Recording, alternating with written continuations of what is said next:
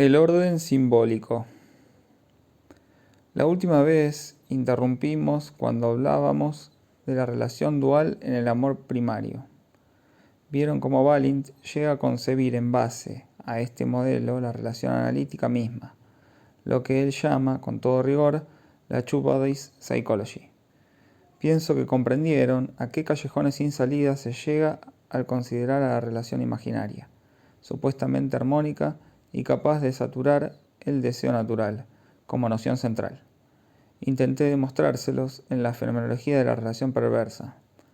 Acentué en el sadismo y en la escotofilia, dejando de lado la relación homosexual, pues ésta exigiría un estudio mucho más matizado de la intersubjetividad imaginaria, su equilibrio inestable, su carácter crítico.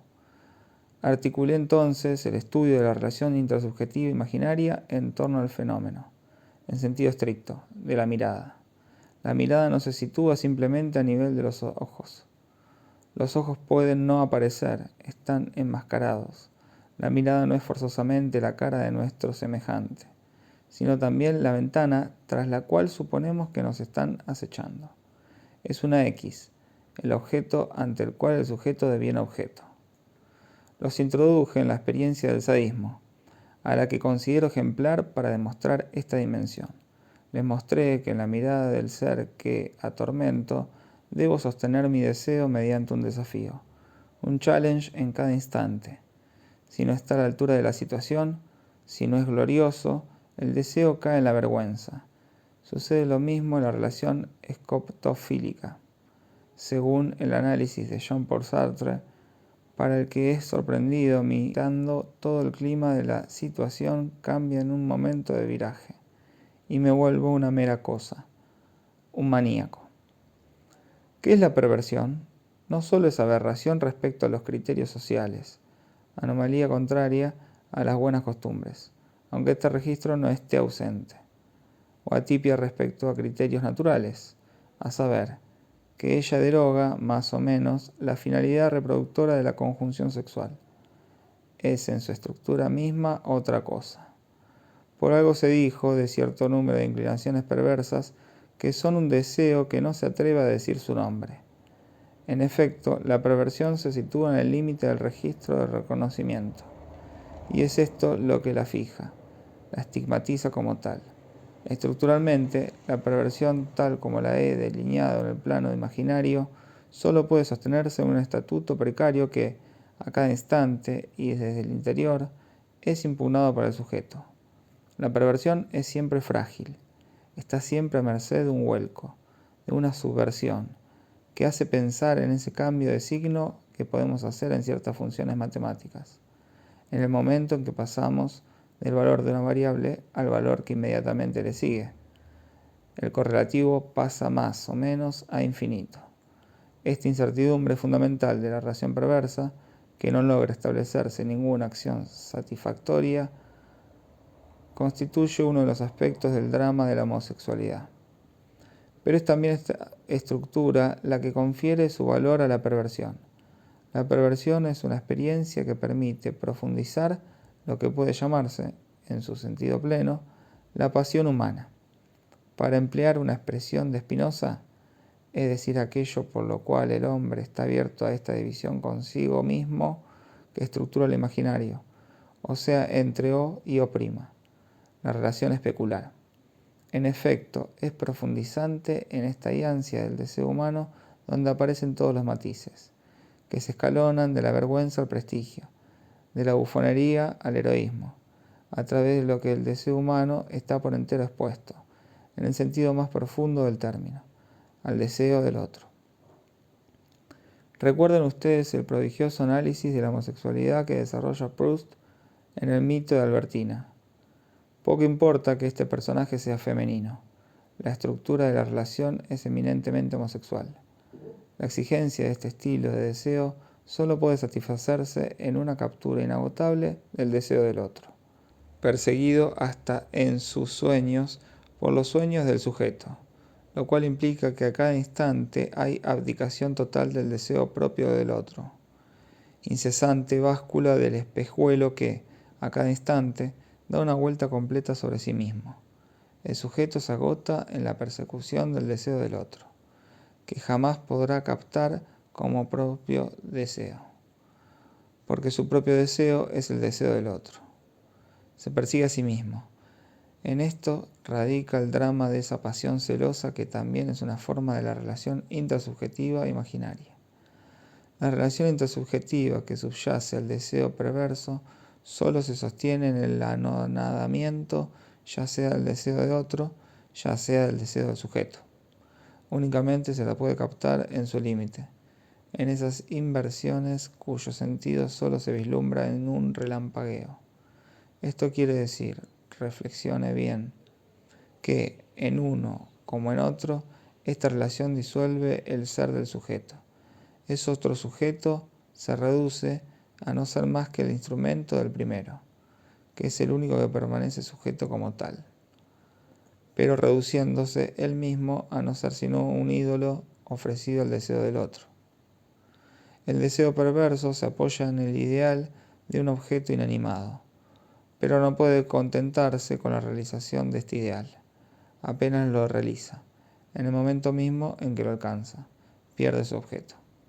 Su apaciguamiento, por su estructura misma, está condenado así a realizarse antes del contacto, ya sea por la extinción del deseo, ya sea por la desaparición del objeto.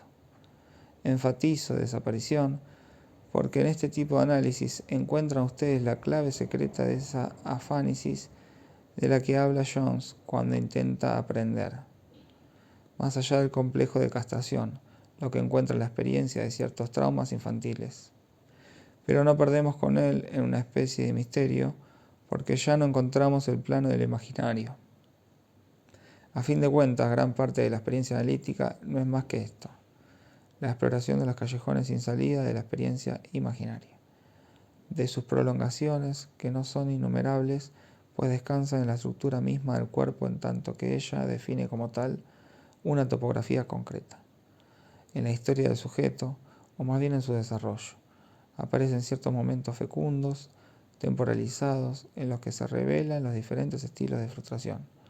Son los huecos, las fallas, las ansias aparecidas en el desarrollo las que definen estos momentos fecundos. Siempre hay algo que se desvanece cuando se habla de frustración. Por no sé qué pendiente naturalista del lenguaje, cuando el observador hace la historia natural de su semejante, omite señalar que el sujeto siente frustración. La frustración no es un fenómeno que podamos objetivar en el sujeto en forma de una desviación del acto que los une a este objeto. No es una aversión animal, por prematuro que sea. El sujeto siente él mismo el objeto malo como una frustración. Y, en el mismo movimiento, la frustración es sentida en el otro. Hay una relación recíproca de anonadamiento, una relación mortal estructurada por estos dos abismos. O el deseo se extingue o desaparece el objeto. Por ello vuelvo a tomar en muchos recodos la referencia a la dialéctica del amo y el esclavo, y vuelvo a explicarla. La relación del amo y el esclavo es un ejemplo límite, puesto que, claro está, el registro imaginario donde se despliega solo aparece en el límite de nuestra experiencia. La experiencia analítica no es total. Se define en otro plano que el plano imaginario, en el plano simbólico. Hegel da cuenta del vínculo interhumano. Tiene que responder no solo de la sociedad, sino también de la historia. No puede descuidar ninguno de sus aspectos. Ahora bien, uno de esos aspectos esenciales no es ni la colaboración entre los hombres, ni el pacto, ni el vínculo de amor, sino la lucha y el trabajo. Hegel se centra en este aspecto para estructurar en un mito originario la relación fundamental, en el plano que él mismo define como negativo, como marcado de negatividad. Lo que diferencia a la sociedad animal, no me asusta la expresión, de la sociedad humana, es que esta última no puede fundarse en ningún vínculo objetivable. Debe incorporarse la dimensión intersubjetiva como tal. Por lo tanto, en la relación entre amo y esclavo, no se trata de domesticación del hombre por el hombre. Esto no es suficiente. ¿Qué es lo que funda, pues, esta relación? No es el hecho de que quien acepta vencido pida clemencia y grite, sino el hecho de que el amo se ha comprometido en esta lucha por razones de puro prestigio y que, por ello, ha arriesgado su vida. Este riesgo marca su superioridad y es en su nombre, y no el de la fuerza, que es reconocido como amo por el esclavo. Esta situación comienza por un callejón sin salida, ya que para el amo el reconocimiento del esclavo nada vale, puesto que quien lo reconoce no es más que un esclavo, es decir, alguien que el amo no reconoce como hombre. La estructura del punto de partida de esta dialéctica hegeliana no presenta salida alguna. Vean así cómo no carece de afinidad con el callejón sin salida de la situación imaginaria. Sin embargo, esta situación va a desarrollarse. Su punto de partida es mítico, puesto que imaginario, pero sus prolongaciones nos introducen en el plano simbólico. Ustedes conocen esas prolongaciones, son las que permiten que se hable de amo y esclavo. En efecto, a partir de la situación mítica, se organiza una acción y se establece la relación del goce y del trabajo. Al esclavo se le impone una ley, satisfacer el deseo y el goce del otro.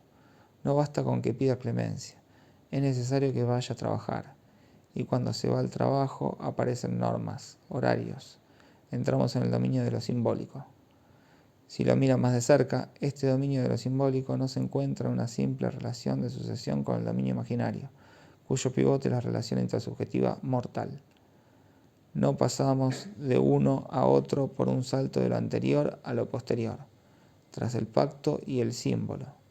De hecho, el mito mismo solo puede ser concebido como ya ceñido por el registro simbólico, en función de lo que ya señalé hace un rato.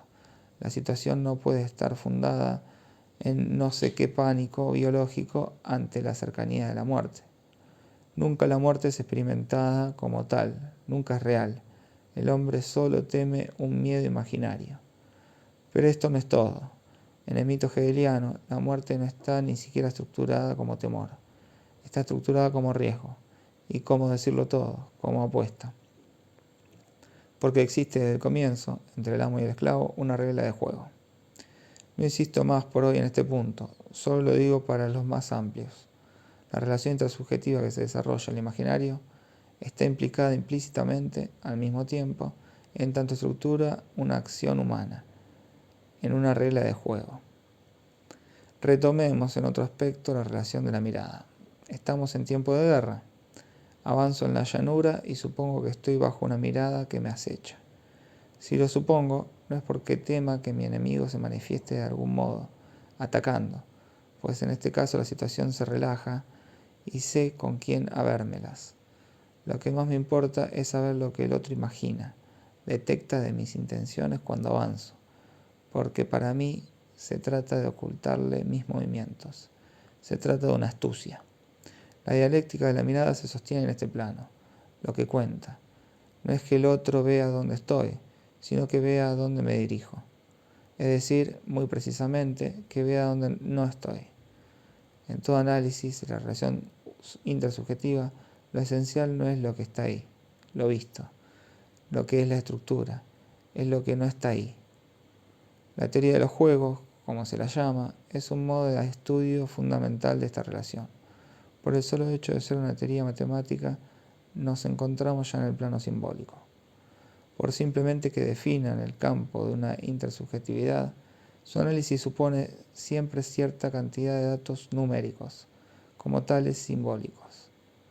Si leen el libro de Sartre, al que aludí el otro día, verán que deja vislumbrar algo sumamente inquietante. Después de haber definido en forma tan acertada la relación de intersubjetividad, parece suponer que, si hay en este mundo una pluralidad de interrelaciones imaginarias, esta pluralidad no es enumerable puesto que cada sujeto es, por definición, el centro único de las referencias.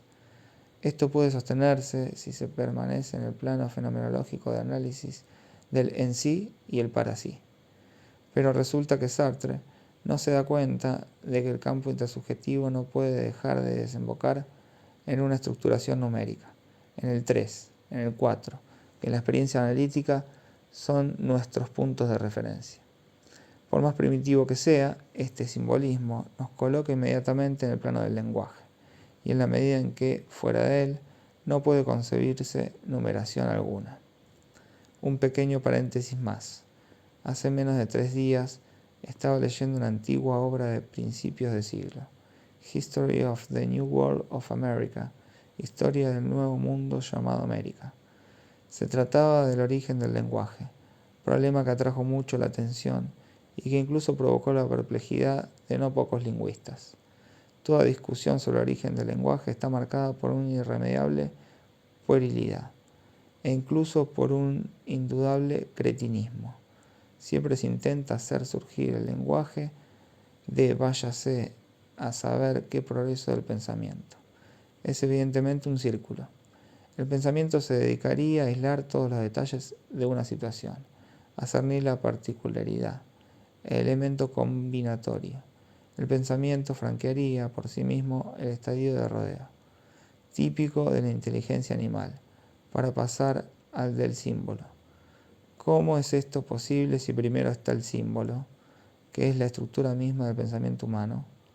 Pensar es sustituir los elefantes por la palabra elefante y el sol por un redondel. Se dan cuenta que entre esa cosa que fenomenológicamente es el sol, centro de lo que existe en el mundo de las apariencias, unidad de luz, y un redondel hay un abismo.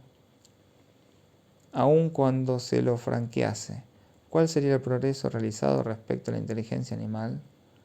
Ninguno, puesto que el sol, en tanto que designado por un círculo, no vale nada. Solo vale la medida en que ese redondel es puesto en relación con otras formalizaciones que entonces constituyen con él esa totalidad simbólica en la cual ocupa él su lugar. En el centro del mundo, por ejemplo, o en su periferia, poco importa. El símbolo solo vale en la medida en que se organiza en un mundo de símbolos. Quienes especulan sobre el origen del lenguaje e intentan montar transiciones entre la apreciación de la situación total y la fragmentación simbólica siempre se sienten atraídos por las llamadas holofrases. En los usos de algunos pueblos, y no tendrían necesidad de ir muy lejos para encontrar un uso habitual, hay frases, expresiones que no pueden descomponerse y que se refieren a una situación tomada en su conjunto. Son las holofrases. Hay quienes creen que en la holofrase puede captarse un punto de unión entre el animal, quien circula sin estructurar las situaciones, y el hombre que vive en un mundo simbólico. En la obra que mencioné hace un instante, leí que los figidianos pronuncian en ciertas situaciones la siguiente frase, que no es una frase que pertenece a su lenguaje, y que no es reductible a nada. Ma, mi, la, pa, ni, pa, ta, pa. En el texto no está indicada la fonetización, y solo puede decirla así. ¿En qué situación se pronuncia esta holofrase? Nuestro etnógrafo lo escribe con total inocencia. A state of events of two persons looking at each other hoping that the other will offer to do something which both parties desire but are unwilling to do. Es decir, situación entre dos personas, mirándose una a otra, esperando cada una que la otra ofrezca hacer algo que ambas partes desean, pero que no están dispuestas a hacer. Encontramos aquí definido con precisión ejemplar un estado de intermirada, en el que cada uno espera del otro que se decida a algo que es preciso hacer de a dos, que está entre los dos, pero que ninguno quiere iniciar. Ven al mismo tiempo que la holofrase no es intermediaria entre una asunción primitiva de la situación como total, que sería del registro de la acción animal, y la simbolización. Tampoco es váyase a saber qué, adherencia primera de la situación en un modo verbal. Se trata, por el contrario, de algo donde lo que es del registro de la composición simbólica es definido en el límite, en la periferia. Les dejo la tarea de traerme algunas holofrases que son de uso común entre nosotros. Escuchen atentamente la conversación de sus contemporáneos y verán cuántas existen. Verán también que toda holofrase está en relación con situaciones límites, en las que el sujeto está suspendido en una relación especular con el otro. Este análisis tenía como finalidad provocar en ustedes un vuelco de la perspectiva psicológica que reduce la relación intersubjetiva a una relación interobjetal. fundada en la satisfacción complementaria natural. Vamos a ver ahora el artículo de Balint, On Transference of Emotion, sobre la transferencia de emociones, cuyo título anuncia lo que puedo llamar el plano delirante en el que se desarrolla, delirante en el sentido técnico original del término. Se trata de la transferencia. En el primer párrafo se evoca los dos fenómenos fundamentales del análisis, la resistencia y la transferencia. Se define la resistencia de modo adecuado, por otra parte, en relación con el fenómeno del lenguaje. Es todo lo que frena, altera, retrasa la elocución o bien la interrumpe completamente. No va más allá de esto, no saca conclusiones y pasa al fenómeno de la transferencia. Como un autor tan sutil, tan fino como Balint, un profesional tan delicado, incluso diría un escritor tan admirable, puede desarrollar un estudio de unas 15 páginas partiendo de una definición tan psicológica de la transferencia? Ella equivale a decir lo siguiente: debe ser algo que existe en el interior del paciente. Entonces forzosamente váyase a saber qué es, sentimientos, emociones. La palabra emoción brinda una imagen más adecuada. El problema consiste entonces en mostrar cómo se encarnan estas emociones, cómo se proyectan, se disciplinan y finalmente se simbolizan. Ahora bien, los símbolos de estas supuestas emociones no tienen evidentemente ninguna relación con ellas.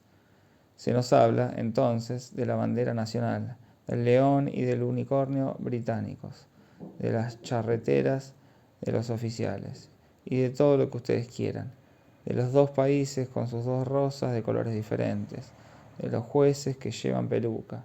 No seré yo, por cierto, quien niegue que pueda encontrarse tema de meditación en estos ejemplos recogidos en la superficie de la vida de la comunidad británica.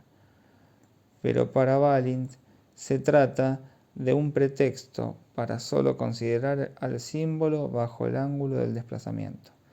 Y con razón, puesto que, por definición, coloca en el punto de partida la supuesta emoción, fenómeno de surgimiento psicológico que sería allí lo real, estando el símbolo en el cual ha de encontrarse su expresión y a través del cual ha de realizarse forzosamente desplazado respecto a ella.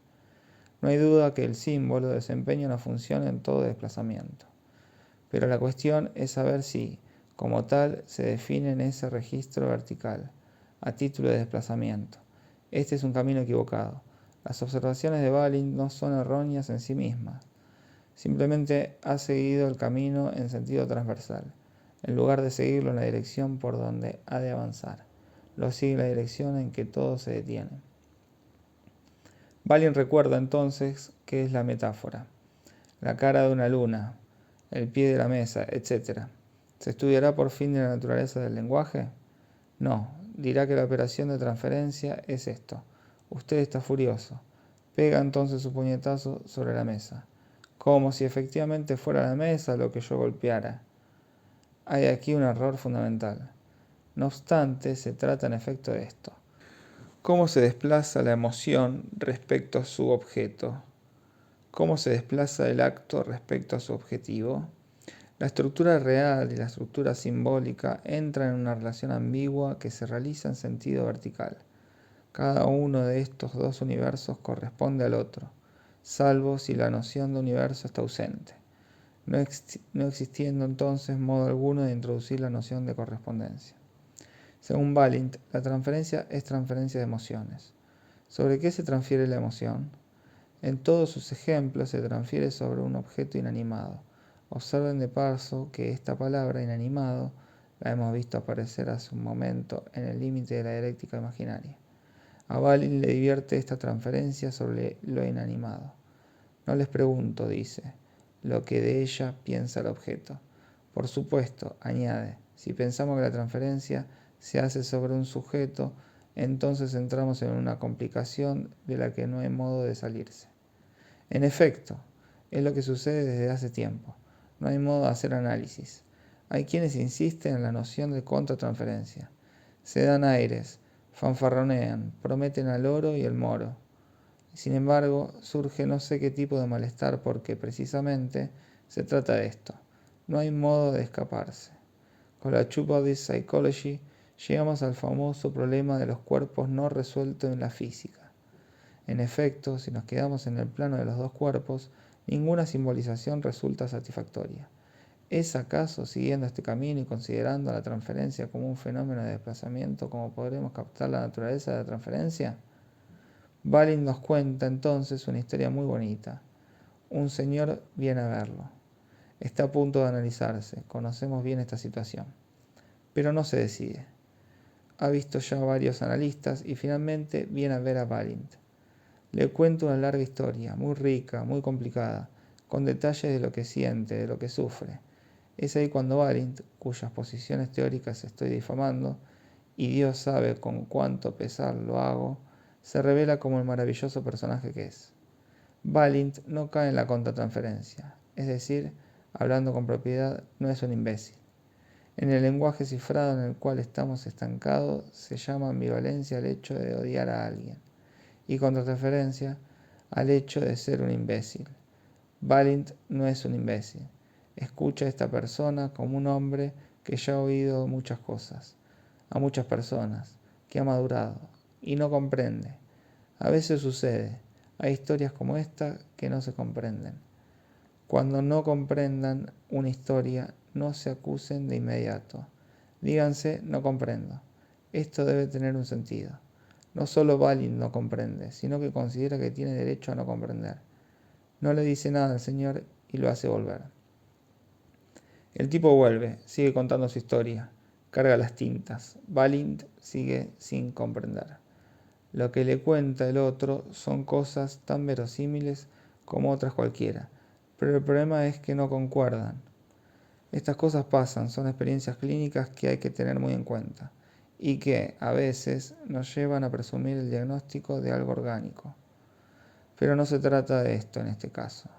Balint dice a su cliente: es curioso, usted me cuenta muchas cosas muy interesantes, pero debo decirle que no comprendo nada de su historia. Entonces el tipo se relaja. Una amplia sonrisa aparece en su rostro. Usted es el primer hombre sincero que encuentro. Ya conté todas estas cosas a varios colegas suyos, quienes vieron en ella enseguida el indicio de una estructura interesante, refinada. Le conté todo esto como un test, para ver si usted era, como los otros, un charlatán y un mentiroso. Deben apreciar el matiz que separa los dos registros de Balint. Cuando expone en la pizarra que son las emociones de los ciudadanos ingleses las que se han desplazado sobre el British Lion y los dos unicornios, y cuando está en la práctica y habla inteligentemente de lo que experimenta. Puede decirse, este tipo sin duda está en todo su derecho, pero ¿no es esto acaso un poco un economic? ¿No se trata de un rodeo demasiado largo? Entramos entonces aquí en la aberración, pues no se trata de saber si es económico o no. La operación de este señor se sostiene dignamente en su registro, puesto que en el punto de partida de la experiencia analítica está el registro de la palabra embustera. La palabra es la que instaura la mentira en la realidad, precisamente porque introduce lo que no es.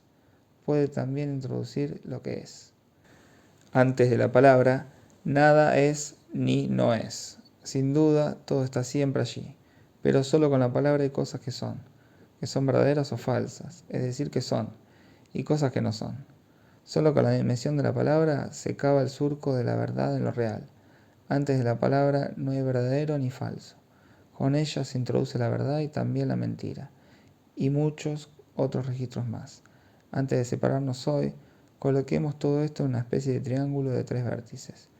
Aquí la mentira, allí la equivocación, no el error, ya volveré sobre este punto. Y luego, ¿qué más? La ambigüedad. Ambigüedad a la que está condenada la palabra por su propia naturaleza. Pues el acto mismo de la palabra, que funda la dimensión de la verdad, queda siempre por esto mismo detrás, más allá. La palabra es, por esencia, ambigua. Simétricamente se cava en lo real el agujero, la ansia del ser como tal. Apenas intentemos aprender la noción de ser, ésta se revela tan intangible como la palabra, pues el ser, el verbo mismo, solo existe en el registro de la palabra. La palabra introduce el hueco del ser en la textura de lo real. Ambos se sostienen. se balancean mutuamente, son exactamente correlativos. Veamos otro ejemplo de Balint tan significativo como el primero. ¿Cómo puede él relacionarlos con el registro del desplazamiento en el que ha sido amplificada la transferencia? Esta es otra historia. Se trata esta vez de una encantadora paciente que presenta el tipo, muy bien ilustrado en algunas películas inglesas, del chatter, el hablar, hablar, hablar, hablar, para no decir nada. Y así transcurren las sesiones. Ya ha hecho largos periodos de análisis con otro analista antes de caer en manos de Balint. Este se da cuenta claramente, incluso la paciente lo confiesa, que cuando algo le molesta, entonces lo tapa contando cualquier cosa. ¿Cuándo se produce el giro decisivo? Un día, después de una penosa hora de charter, Balint acaba por poner el dedo en lo que ella no quiere decir. No quiere decir que obtuvo de un médico amigo una carta de recomendación para un empleo, en la que se decía que ella era una persona perfectamente trustworthy. Momento pivot en el que gira en torno a sí misma y consigue comprometerse en análisis. Balint consigue justamente que ella confiese que, justamente, siempre se trató de esto para ella. No hay que considerarla como trustworthy, es decir, como alguien que se compromete con sus palabras, puesto que si sus palabras la comprometen, será necesario que se ponga a trabajar, como el esclavo antes mencionado. Será preciso que entre en el mundo del trabajo, es decir, en la relación adulta homogénea al símbolo de la ley. Está claro, siempre comprendió muy bien la diferencia existente entre el modo en que se acogen las palabras de un niño y el modo en que se acogen las palabras de un adulto. Charla para no comprometerse, no situarse, en el mundo de los adultos, donde siempre en mayor o menor grado se está reduciendo a la esclavitud. Charla para no decir nada, y puebla de viento sus sesiones. Podemos detenernos un instante y meditar acerca del hecho de que también el niño tiene palabra, una palabra que no está vacía, que está tan llena de sentido como la palabra del adulto. Incluso está tan llena de sentido que los adultos se la pasan maravillándose de ella. ¡Qué inteligente es, mi lindo pequeñito! ¿Vieron lo que dijo el otro día? Todo radica en esto. En efecto, como vimos hace un momento, existe allí ese elemento de idolatría que interviene en la relación imaginaria. La palabra admirable del niño es quizá la palabra trascendente, revelación del cielo, oráculo del pequeño Dios, pero lo evidente es que no le compromete a nada. Y cuando las cosas no funcionan, se hacen entonces los mayores esfuerzos para arrancarle palabras que comprometan. Dios sabe hasta qué punto patina la dialéctica del adulto. Se trata de vincular al sujeto con sus contradicciones, de hacerle firmar lo que dice, y así comprometer su palabra en una dialéctica. En la situación de transferencia, dice Balint, no yo, ya tiene razón aun cuando ella sea otra cosa que un desplazamiento.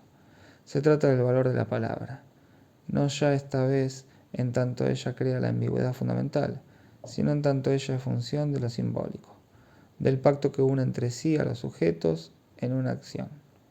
La acción humana por excelencia está fundada originariamente en la existencia del mundo del símbolo, a saber en leyes y contratos. Es realmente en este registro en el que Balint, cuando está en lo concreto, en su función de analista, hace girar la situación entre él y el sujeto.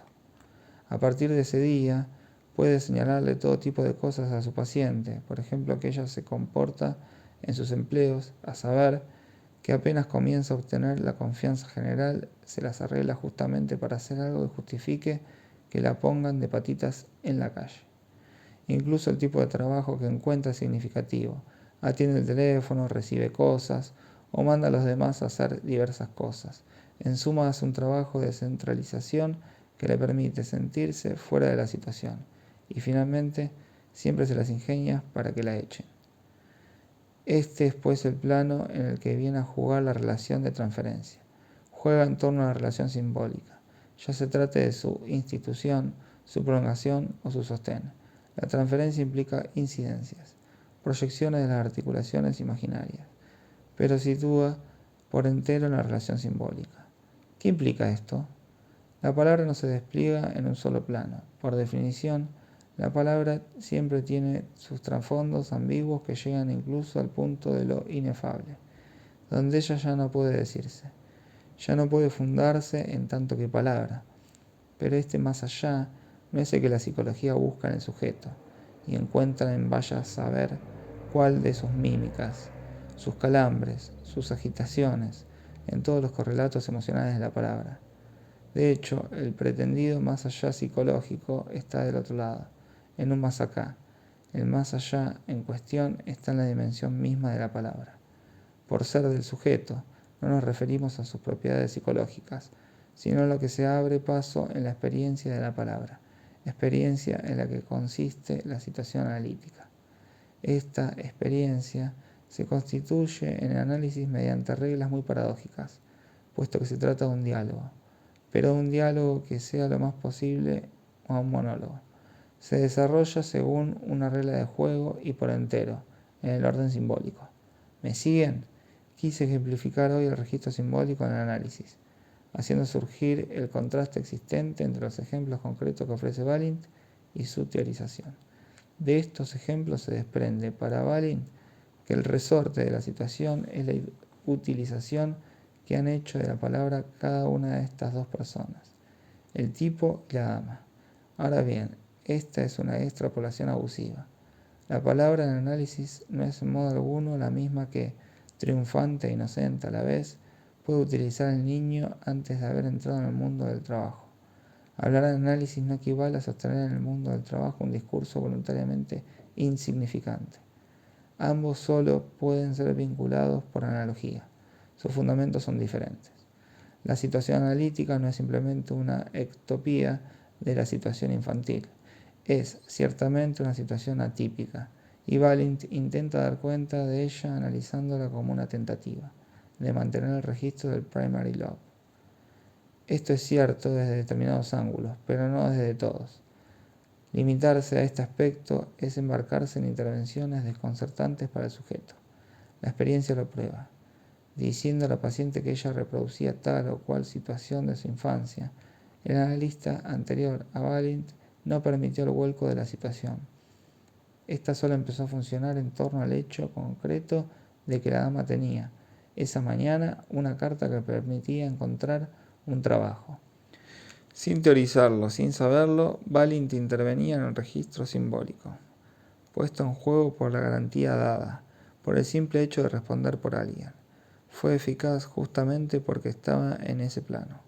Su teoría está desfasada, también degradada.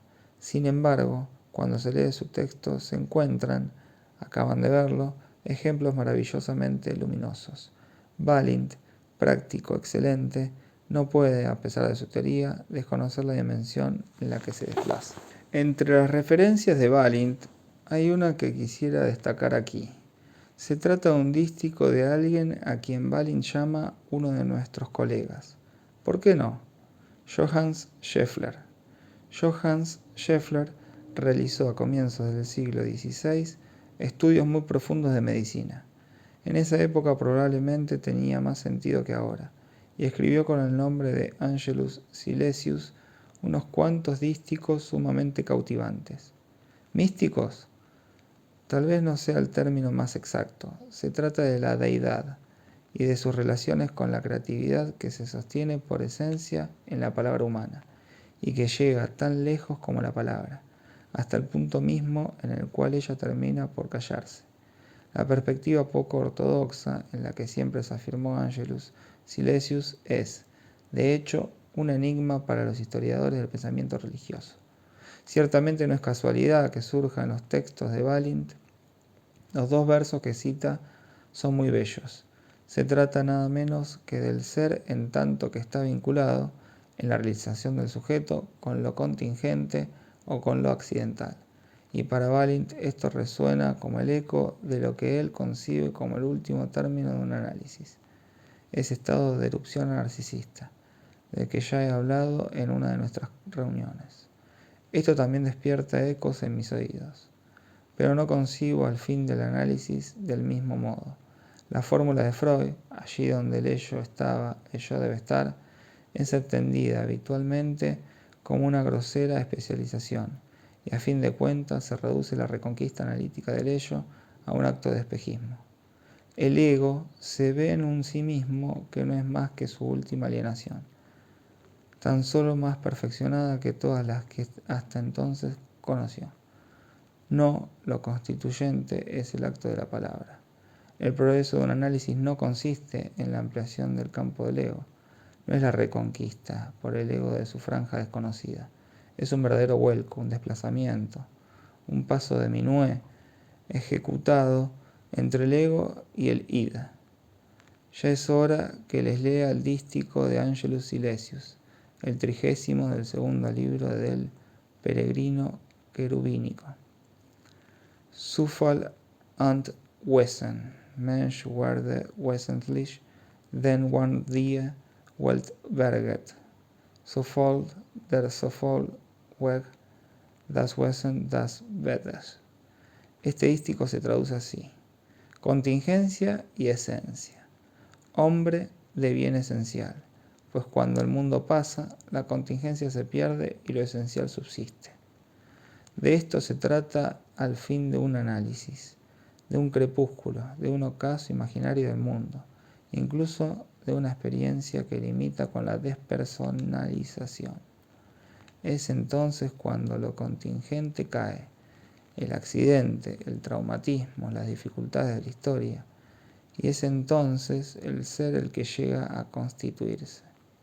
Manifiestamente, Angelus escribió en esto el momento en que realizaba sus estudios de medicina. El fin de su vida estuvo perturbado por las guerras dogmáticas de la Reforma y la Contrarreforma, en las que asumió una actitud extremadamente apasionada. Pero los libros del Peregrino Querubínico producen un sonido transparente cristalino.